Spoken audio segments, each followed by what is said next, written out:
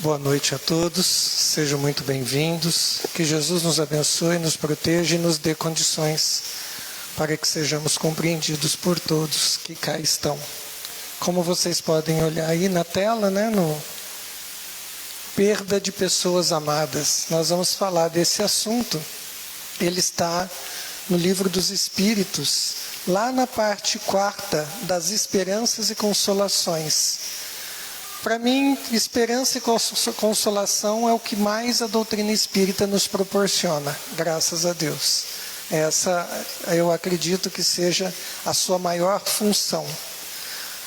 Hoje nós vamos falar das questões 934 a 936. Se depois vocês quiserem dar uma pesquisada no Livro dos Espíritos, vale muito a pena. Por que falar desse assunto, Kardec então pergunta: a perda das pessoas que nos são caras não é uma daquelas que nos causam um pesar tanto mais legítimo quanto essa perda é irreparável e independente da nossa vontade? Ou seja, a dor que nós sentimos quando alguém morre não é legítima? Sim, é legítima. Esta perda sempre será, a dor sempre será legítima desta perda. Por que Kardec faz essa pergunta? E eles explicam. Essa causa de sofrimento atinge assim o rico como o pobre. É uma prova, uma expiação, e é lei comum. Ou seja, morrer faz parte da vida.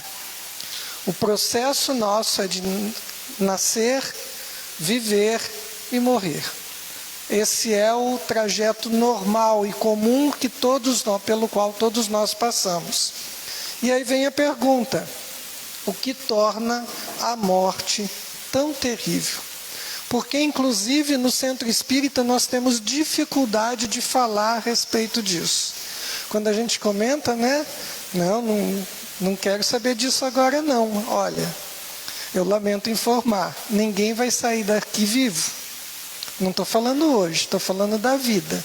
Ninguém vai sair daqui vivo. Uma hora a gente vai ter que encarar esse fato. Ele é inegável para todos nós. Então nós precisamos encarar a morte com uma certa naturalidade, porque ela faz parte da vida. Por que nós temos tanta dificuldade? A princípio nós temos uma lei de conservação. Essa lei de conservação nós encontramos lá nas leis morais. Ela é uma lei necessária para que a gente possa lutar por nossa sobrevivência. Quanto mais eu estiver aqui, quanto melhor eu desempenhar o meu papel, quanto melhor eu ficar aqui, melhor.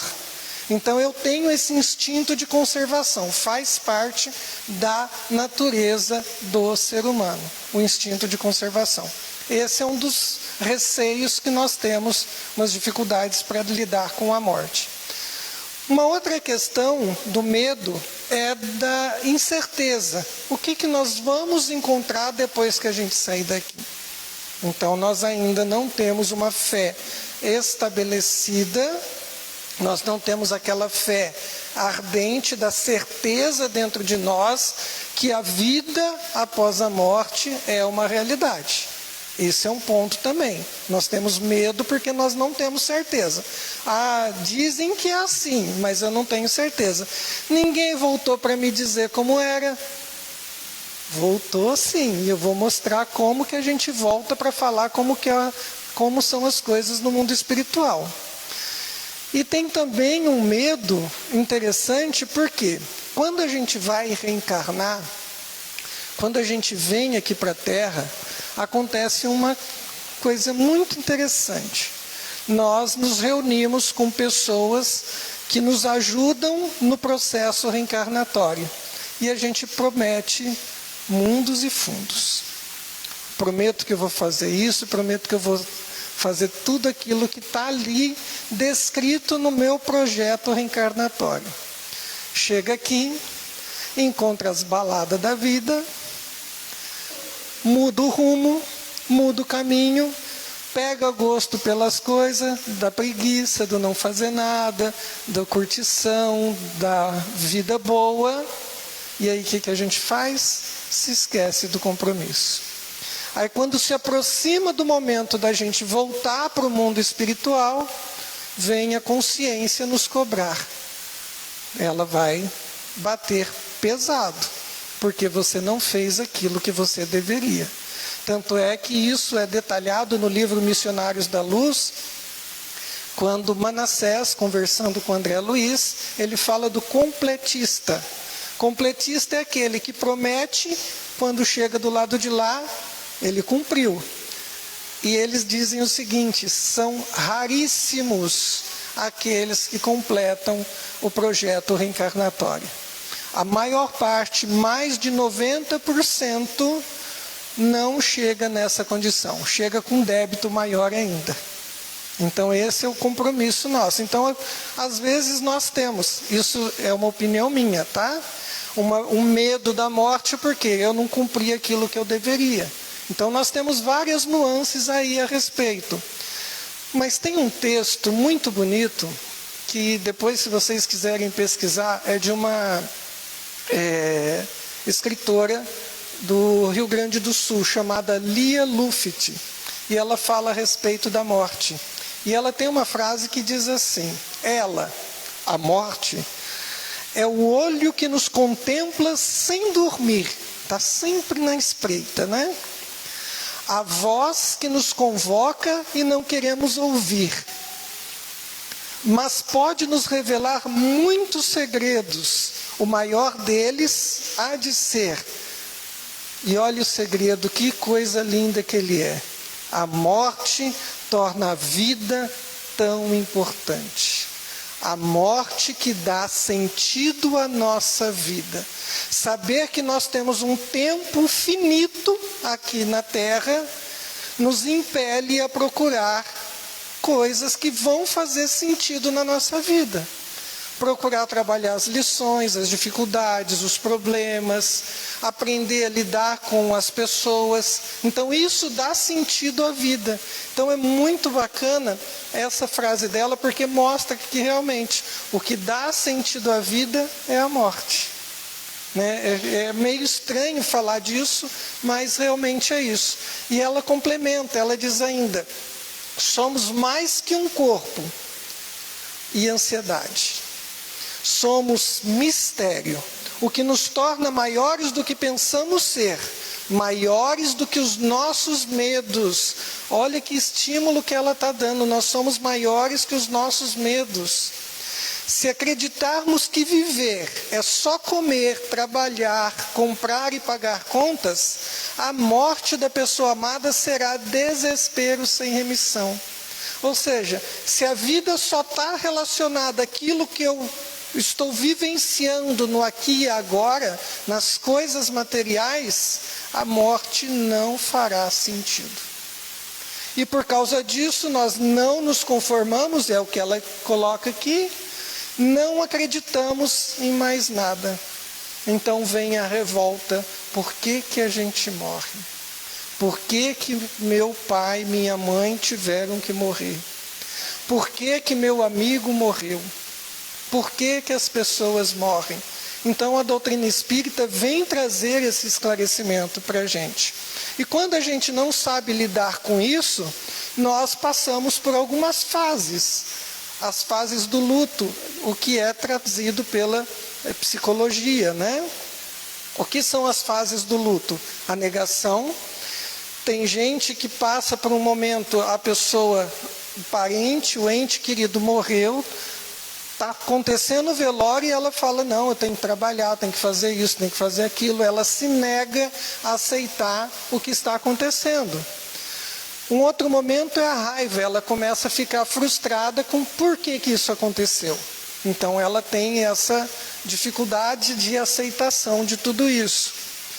Um terceiro momento é a barganha, ou seja, a pessoa tenta negociar com Deus. Não, não leva nele não, leva eu, leva outra coisa.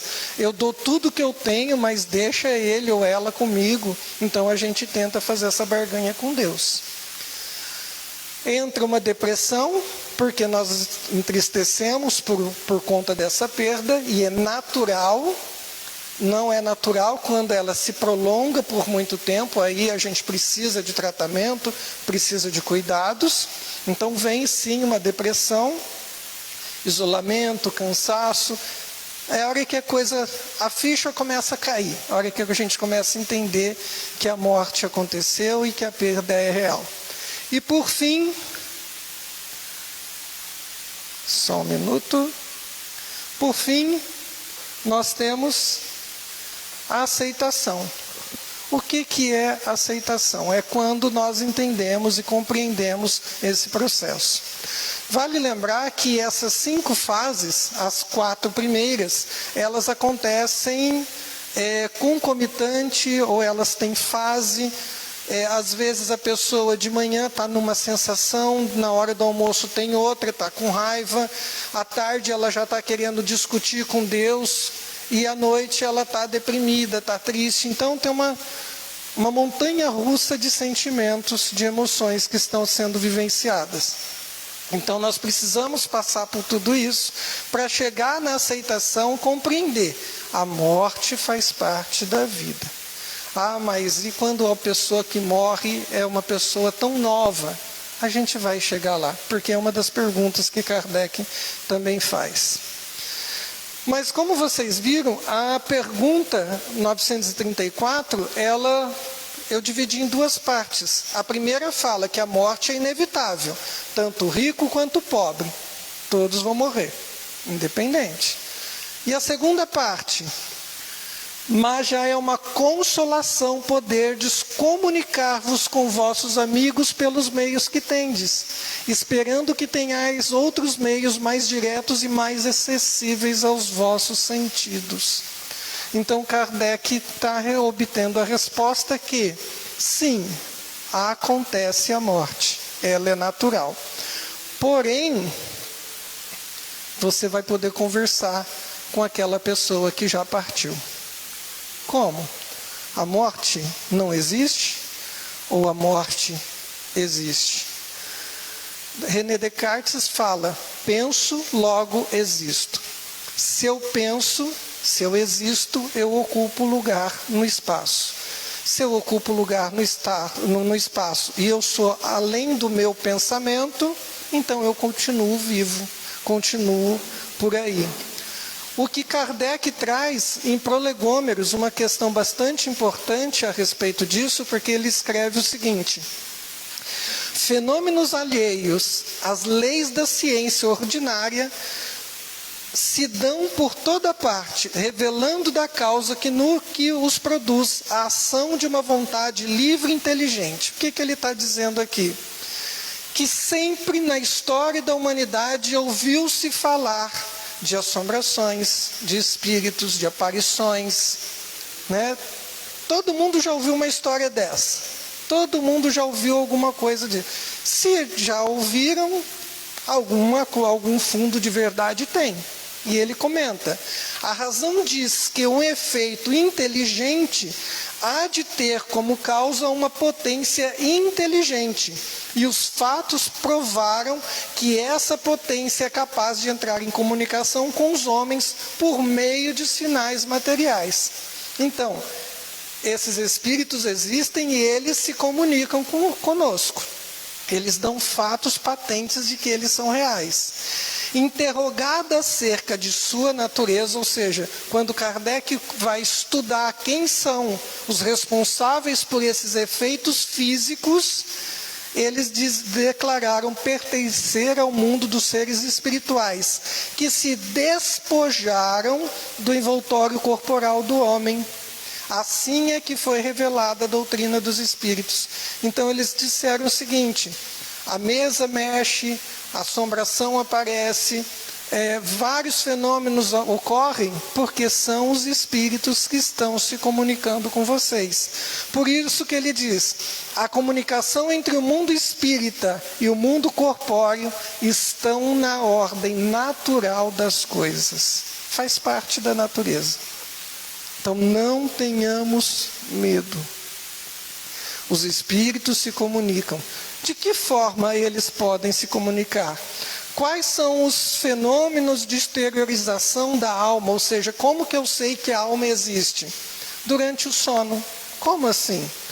Durante o sono você não se vê passeando em outras cidades, em outras terras, em outros lugares. Você não se encontra nos sonhos com pessoas que já morreram? Então, é uma prova de que você está visitando esses lugares e é uma prova de que você está conversando com essas pessoas. Então, durante o sono, nós deixamos o corpo descansar, mas o espírito continua ativo e ele vai buscar pessoas, locais, lugares para ele poder se relacionar. Há também a história de casas mal assombradas, transporte de objetos. Quantas vezes a gente nunca já ouviu falar a respeito dessas coisas? Por que que a gente... Quem tem uma casa mal assombrada no bairro onde mora? Todo mundo, eu acho, né? Não passa na frente daquela casa. E quando passa, faz o sinal da cruz, porque não tem coisa boa ali não. Não é assim? A gente sabe que é assim. Quantos aqui já brincaram, que eu recomendo não façam, com o copo que anda? Quem são que está ali se manifestando? São os espíritos. Não recomendo porque existem implicações bastante sérias. Nós temos também o fenômeno das mesas girantes. Foi como tudo começou, né? Quando Kardec começa a estudar. A mesa respondia às perguntas, e às vezes perguntas que não tinham nem sido formuladas verbalmente ou por escrito. Elas tinham só sido formuladas no pensamento. E elas respondem: mesa não tem cérebro. Mesa não pensa. Como que elas respondiam? Quem que estava por detrás de tudo isso? Nós vamos ver também a psicografia. Hoje, nós sabemos que existem até estudos grafotécnicos mostrando que o morto que assinou a carta. Um exemplo clássico de Chico Xavier é que foram 4 cartas que foram utilizadas em tribunais para ajudar aqueles que estavam sendo processados. E foi usado de tal forma que as pessoas foram liberadas. Por quê? A história que elas contaram estava exatamente na carta. Como que o Chico sabia o que tinha acontecido se a pessoa nem tinha procurado? Então, vários aspectos nesse sentido. Psicofonia, a possibilidade do espírito se comunicar através da voz de um médium. Nós temos também aparições e materialização de espírito. Nossa, eu vi o vulto. Todo mundo já viu um vulto, alguém passando, alguma coisa. Tem alguém ali. Eu nem vou perguntar para a Joyce, né? Mas a quantidade de gente que deve estar aqui, além dos encarnados, né? Nem vou perguntar. Mas a materialização, a aparição de espíritos acontecem. Por que que eu estou dizendo tudo isso, gente? Porque são provas materiais de que os espíritos existem, de que a morte não acaba com a vida é uma só, do espírito, a morte é somente do corpo. Experiências de quase morte, todo mundo já ouviu falar de pessoas que quase morreram, 5 minutos lá, foram para o outro lado, conversaram com amigos, viram o túnel, viram pessoas, viram cidades, viram locais e depois voltam para contar. Pessoas que estão mortas em cima do leito e estão vendo tudo que os médicos estão fazendo. São centenas de milhares de relatos disso. Tem um que eu gosto de contar, é de que um homem ele ficou morto por mais ou menos 8 minutos. E quando ele voltou, ele pediu de volta a sua dentadura, porque tinham tirado a dentadura para fazer todo o procedimento. E ele falou: eu quero minha dentadura de volta. Que dentadura? A dentadura que a enfermeira fulana de tal pegou e colocou na mesa, na gaveta ali daquela mesinha, assim, assim. Foram lá, abriram a gaveta, estava lá a dentadura. Mas como você sabe?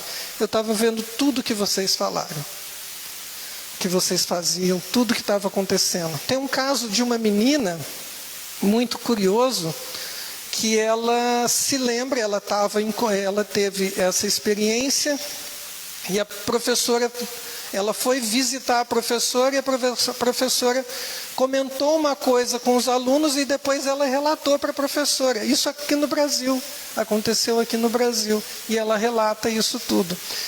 Então isso são demonstrações de que a vida continua. Exemplo, xenoglossia. O que é isso? É um palavrão? Não. Nós vemos nas igrejas evangélicas o pessoal falar por línguas, né? Existe um fenômeno que acontece. Isso, na doutrina espírita é explicado, chama-se xenoglossia. É a pessoa falar com outra língua, porque é o espírito que está se manifestando e tem aquela facilidade daquela língua. É isso que está acontecendo. Nós temos transcomunicação instrumental. O que é isso? Hoje é possível nós conversarmos com quem já desencarnou através de vídeos, de câmera de vídeos. Existe toda uma estrutura, se vocês quiserem depois pesquisar na internet, tem muito material, onde tem fotos, tem voz, tem imagens do mundo espiritual. Então as pessoas estão estudando, estão pesquisando a transcomunicação. Visões no leito de morte. Quem já acompanhou alguém que está morrendo? Falar, fulano de tal, está aqui na beirada da minha cama, falou que veio me buscar. Muita gente já ouviu isso. E por que a gente não acredita? Por que a gente não tem essa convicção? Ah, mas eu não estou vendo, a pessoa está delirando. Não está. Os laços dela estão mais fracos, o que a retém no corpo. Então ela tem essa possibilidade de conversar com as pessoas que já morreram. E acontece sim, muitas vezes. Reencarnação. Quantos casos foram relatados de pessoas que falam da reencarnação? Os que lembram crianças que, eu era fulano de tal. E aí o pesquisador vai buscar as informações desse fulano e é real. Isso é muito bem documentado. Muito bem documentado. Então a gente não acredita. Quer um exemplo maior? Lá no passado, na época de Moisés, será que havia comunicação com os mortos? No Egito, será que eles evocavam os mortos? Tem até um livro famoso, né? Livro dos Mortos no Egito. Sim, eles conversavam com os mortos. A ponto de Moisés, em Deuteronômio capítulo 18, versículo 11, ele escrever que você não podia passar o seu filho por encantador, quem consulte um espírito adivinhador, nem mágico, nem quem consulte os mortos. Ora, você proíbe alguma coisa porque ela não acontece? Se você proibiu é porque ela acontecia. Mas por que proibiu? Proibiu porque a mediunidade era utilizada de uma forma equivocada. Tudo que as pessoas iam fazer, elas consultavam os espíritos. Será que eu vou arrumar um namorado? Como vai ser ele? E não deixava a cargo da pessoa viver, usar o seu livre-arbítrio. Por isso que Moisés fez o quê? Cortou. Não, vamos parar com isso. Vocês têm que viver com aquilo que vocês têm daqui para diante. Pare de consultar os mortos. Por quê? Porque a gente não pode fazer essa consulta com os mortos uma banalidade. Deixa eu contar um segredo para vocês. Se a pessoa aqui era canalha, quando ela desencarna, ela continua canalha. Se a pessoa que era um bandido perigoso, quando desencarna, continua sendo aquele bandido perigoso. Se a pessoa desencarna aqui, é uma pessoa boa, vive, ela é boa, quando ela desencarna, ela continua sendo boa. Quando nós morremos, nós não vamos ganhar um par de asas, uma aureolazinha, uma lira e sair tocando. Isso não vai acontecer.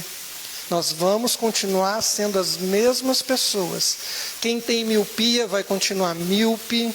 Quem tem problemas vai continuar com problemas até que você consiga resolver por si só. Isso é interessante. Então, não há uma questão mágica de transformação. Nós continuamos sendo as mesmas pessoas. Então, quando você consulta um espírito, você não está vendo quem é. Você não sabe com quem você está lidando. Se eu estou olhando no olho das pessoas, eu já tenho dificuldade eu acredito na pessoa ou não acredito, depende do olhar, daquele jeito. Imagina quem eu não estou vendo, para perceber as suas reais intenções. Então vamos cortar, não vamos fazer essas evocações dos mortos. Então Moisés proibiu porque acontecia, era uma questão natural. Como disse, essa manifestação sempre ocorreu. Porém, tem um fato curioso, em Números, capítulo 11, versículo 16 e 17, olha o que está escrito.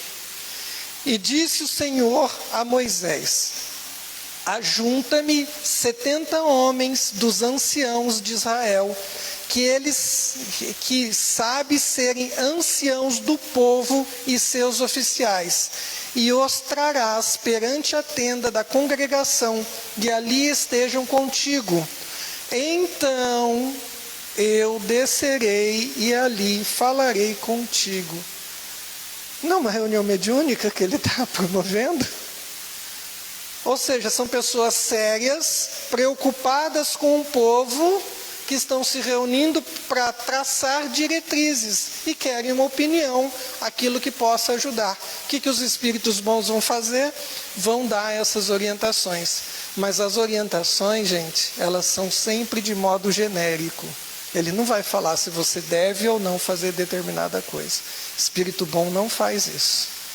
Porque o livre-arbítrio é seu, é você que tem que tomar a decisão. Então eles vão falar de forma geral para que você tome essa decisão. O que eu estou mostrando aqui? Que o mundo espiritual existe, ele está em comunicação conosco. Um exemplo bastante claro e clássico é Jesus quando sobe no Monte Tabor e ali aparecem Moisés e Elias. Quando aparece Moisés e Elias ali com Jesus, os discípulos ficam tão encantados porque eles se materializaram ali e eles ficam tão encantados que perguntam: o senhor quer que a gente monte umas tendas aqui para vocês ficarem, para a gente ficar conversando, porque aqui está tão bom, né? Só gente iluminada, porque Jesus está iluminado, ele está numa transfiguração, todo branco, todo irradiando luz. Jesus fala que não é necessário e o que acontece? Eles vão embora e Jesus desce com os seus discípulos. E quando desce ele fala: não conte isso para ninguém, só depois que eu me for. Por quê? Para que isso não se espalhasse e novamente as pessoas fossem procurar os mortos para resolver os seus problemas. Não é assim que funcionam as coisas. Então um exemplo que a gente tem dessa manifestação, um exemplo maravilhoso desse cidadão aqui, que infelizmente eu não conheci pessoalmente. Conheceu, Reginaldo? Não. Conheceu, Joyce? Não. Que pena. E eu estava pertinho dele, viu, gente? Para vocês terem uma ideia. Eu morei bem perto dele. E ele tem uma demonstração de que sim, os mortos se comunicam. Os entes queridos que se foram, eles se manifestam e vêm conversar com a gente. Um exemplo que nós encontramos no livro As Mães de Chico Xavier, e também está no filme As Mães de Chico Xavier, é a história do Rangel. O Rangel, uma criança de 3 anos de idade, que ele cai da bicicleta e ele vem a óbito por conta desse tombo. 1 ano depois, a mãe dele, é a Célia Diniz, e o Aguinaldo estão no centro espírita e o menino vem se manifestar, ele vem conversar. E olha só o que ele coloca, Querido papai Aguinaldo e querida mamãe Célia, com vovó Lia, sou eu, o Tetel. O nome do menino já é diferente, né?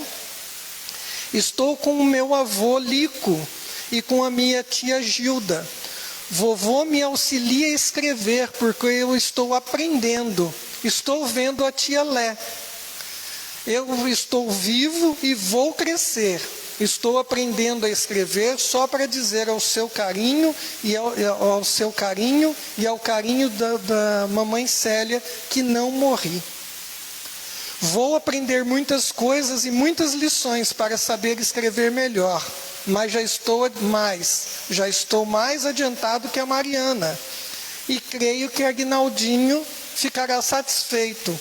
Papai, mamãe, vovó, Lia, tia Lé, não posso escrever mais porque estou cansado de fazer letras, mas quando puder, voltarei. Estou com muitas saudades. A saudade é dos dois lados, não é só daqui, tá? Quem está do lado de lá está com muita saudade. Por que essa carta ela tem algumas indicações? Porque ele está dando referência a quem são as pessoas que estão do lado dele. E aqui, essa referência é muito interessante, porque a Célia, ela estava perguntando para si mesma, em pensamento, será que o Tetel está crescendo? Como que ele está no plano espiritual? E aqui, sem ela verbalizar, ele respondeu a pergunta, estou vivo e vou crescer. Ele está crescendo. Ele continua o seu desenvolvimento lá no plano espiritual. Ele não retomou a forma adulta de uma hora para outra, porque provavelmente ele precisava ainda passar por algumas outras fases. Então sim, continua vivo. Aqui está a explicação nessa da parte aqui, tem a explicação de todas as nuances ali. Não vamos nos ater a isso. Essa é a carta original, tá?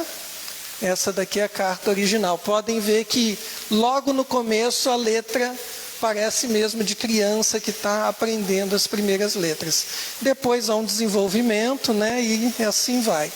E aqui tem os itens para comprovar que era o Rangel que estava se manifestando. Então sim, os entes queridos, eles se manifestam, eles estão aí conversando com a gente o tempo todo.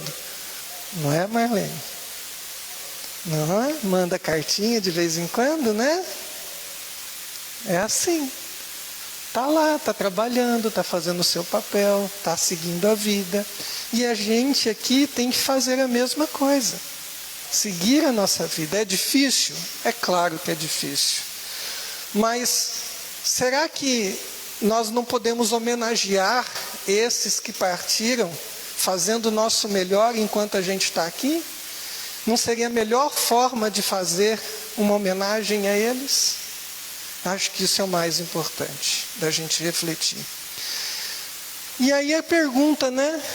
A morte vai ser um castigo para quem morreu cedo? Não, não é um castigo. É uma necessidade.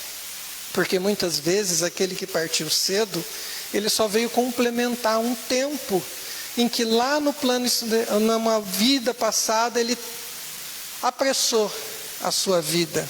E por causa disso ele tem que complementar. Eu não vou usar o termo, né? Que eu não gosto muito não, mas a gente apressa a vida, quer voltar logo para o mundo espiritual, aí dá com os burros na água, descobre que a gente continua vivo, continua sentindo dor, continua sentindo as dificuldades. E aí pede para voltar para a Terra, porque a gente precisa complementar aquele tempo que a gente não teve da outra vez. E aí volta cedo. É uma expiação para quem volta e uma prova, uma das mais difíceis para quem fica, mas é uma prova. Porque infelizmente, gente, muitas vezes quem fica é porque foi o responsável lá atrás pelos problemas que a pessoa teve. Muitos de nós fizemos isso. Não que isso acontece sempre, acontece isso também. Um exemplo e um livro que eu recomendo para leitura É um livro infantil, mas vale a pena gente não tão infantil ler, né? Gente que é jovem há mais tempo, lê também, faz parte, que chama Mensagem do Pequeno Morto. Eu já até acho que contei essa história dele aqui, né? Mas é a história do Carlinhos. Com 14 anos, ele desencarna e ele vai para o mundo espiritual. Em lá chegando, ele recebe a assistência da sua avó e da sua tia. E ele diz que ele escreveu essa carta por conta do irmão Dirceu, para falar para ele que ele não tinha morrido. E ele conta as suas dificuldades. Mas o que mais chama a atenção é que ele, na hora que ele acorda no hospital, ele lamenta, né? Cadê minha mãe? Eu quero minha mãe. E ele grita, mamãe, mamãe. E aí ele escuta uma voz. E olha o que ele fala. Bem notei que não registrava com os ouvidos, parecia nascer do meu próprio coração, dilacerando-o.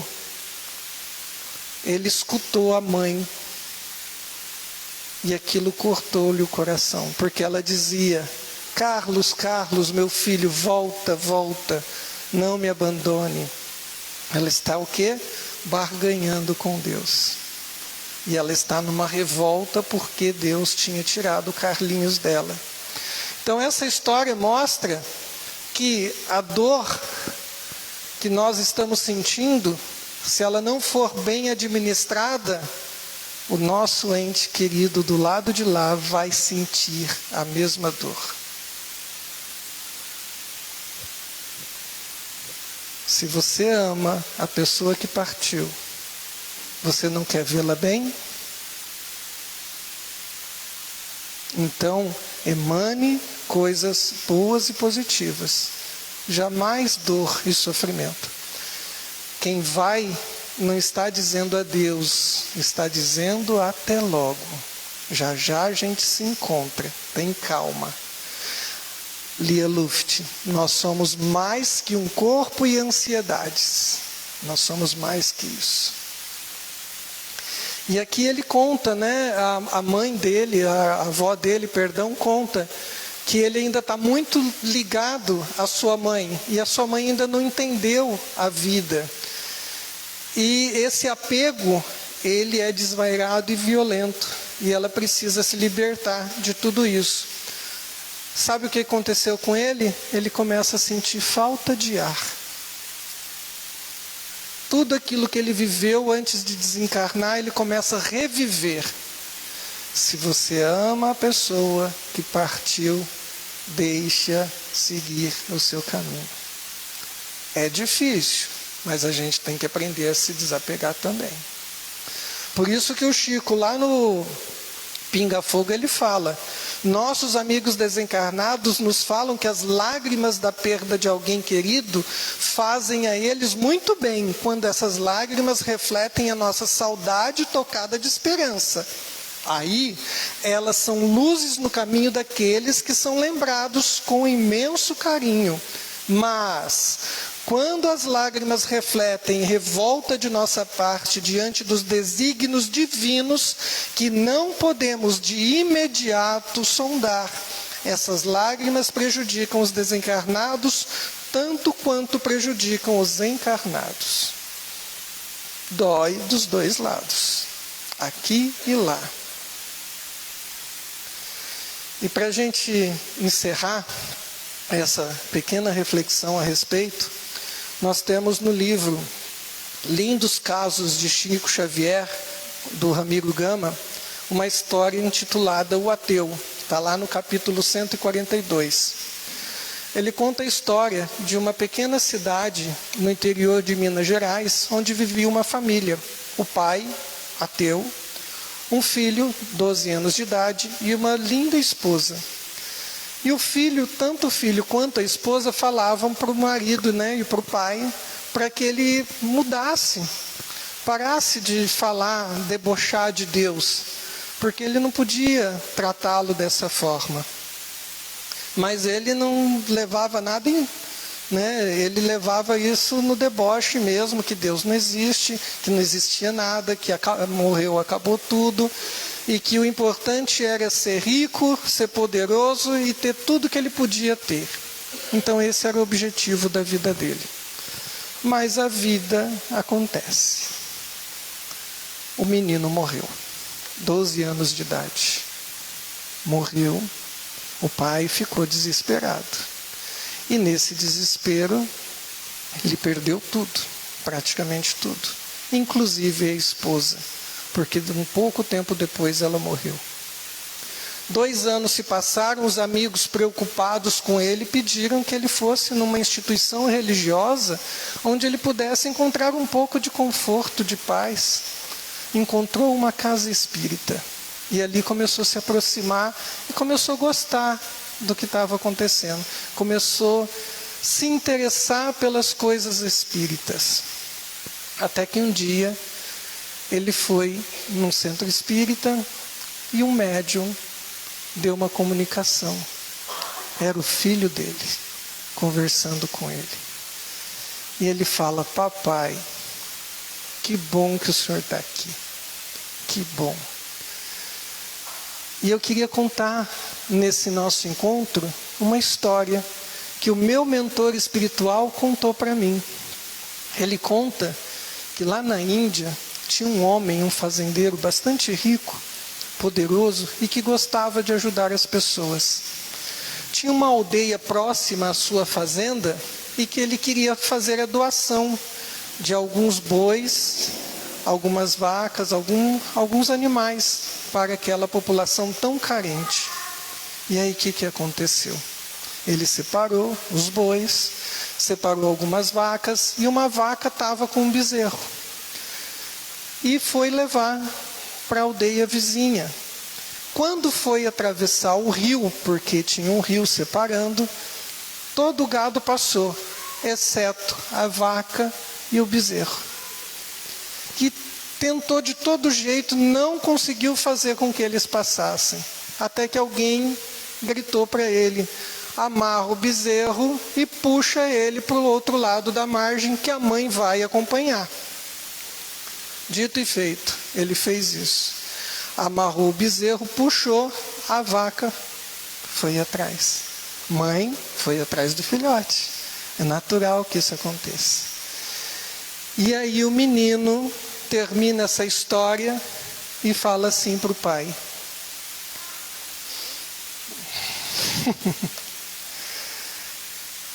aí está, meu pai, a lição preciosa que a historieta nos dá.